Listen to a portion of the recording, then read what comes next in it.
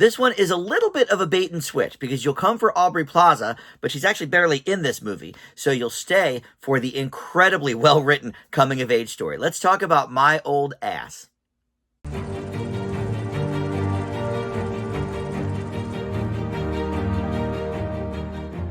Hey guys, Dan here. This is Dan Reviews It. Welcome to my spoiler-free review for the new film, My Old Ass. This features Aubrey Plaza in really a supporting role, but, she is the main, I think, selling point for this movie. So a lot of people are going to see this because of her, but in fact, she's only in really, a handful of scenes for this movie. But it's the writing that will keep you aboard, I do believe. At least it certainly did for me.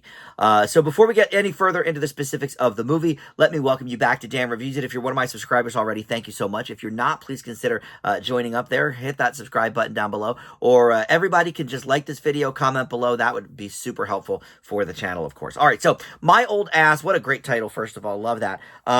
This was written and directed by Megan Park, who used to be like an actress when she was younger. She was on The Secret Life of the American Teenager, but she directed a movie a few years ago called The Fallout with Jenna Ortega, and I don't know if that was actually a theatrically released movie. I saw it on HBO Max, I think, but I don't know if it was one of their originals or not. But in any event, I believe I gave that an A-. That was a really interesting and well-written coming-of-age story, and that is the same with this.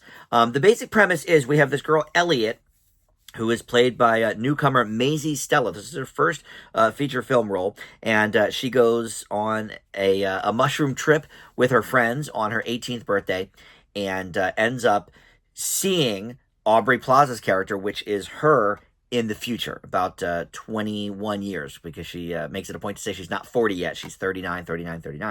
And so the two of them have sort of an overnight bonding experience while the younger Elliot is on her trip, her mushroom trip. But then we realize that she actually can stay connected a little bit with her older self because the Aubrey Plaza version of her put her current phone number in the younger Elliot's phone, and turns out it actually works. So it's a little bit of like a lake house kind of a thing. If you remember that movie with Sandra Bullock and Keanu Reeves back in the day. So there's certainly a little bit of sci-fi here. But, what is interesting, I think, that Megan Park decided to do was not really focus too much on the specifics of how this is possible, why this is happening. The characters are kind of like, I don't know. I didn't think it would work. Here we are, kind of thing. And so they don't dwell too much in that aspect of it, which I think is smart, because I think the main thing about this movie is the well-written characters, the great coming-of-age story, and every year or so, I don't know if it's every year, but usually there's at least one like really, really well done coming of age movie. I think this year there's going to be a few because I think I've already seen one, and this movie Dee Dee is getting a lot of good buzz, so that might be one too. But for me, this ranks up there with The Edge of 17 from a few years ago, and a lot of these movies that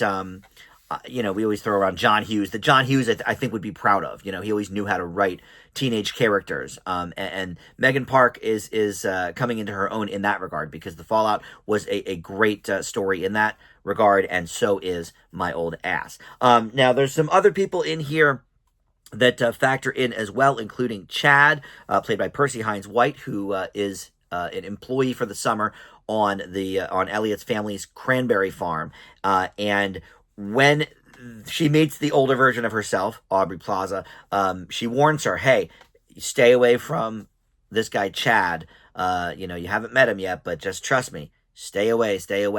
And so the next day she ends up meeting him. It's his first day on the job. So a lot of things sort of come from that, and she's looking for reasons, why to stay away from him, but he seems like the perfect dude. And I didn't quite recognize this guy, Percy Hines White, but he's been in a few things. He was in Wednesday, which I admittedly only saw the first couple episodes of, so I don't remember him in that.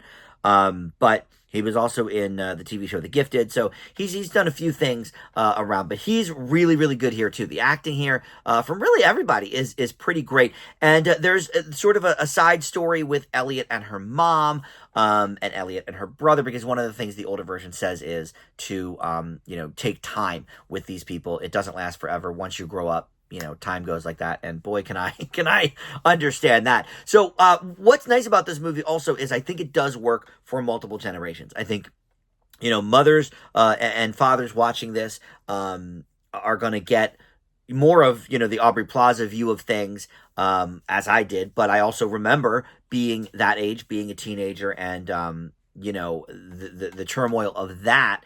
And they explore that very well too. So I think this works kind of on both of those levels, which is something that, admittedly, I think the John Hughes movies did not always do.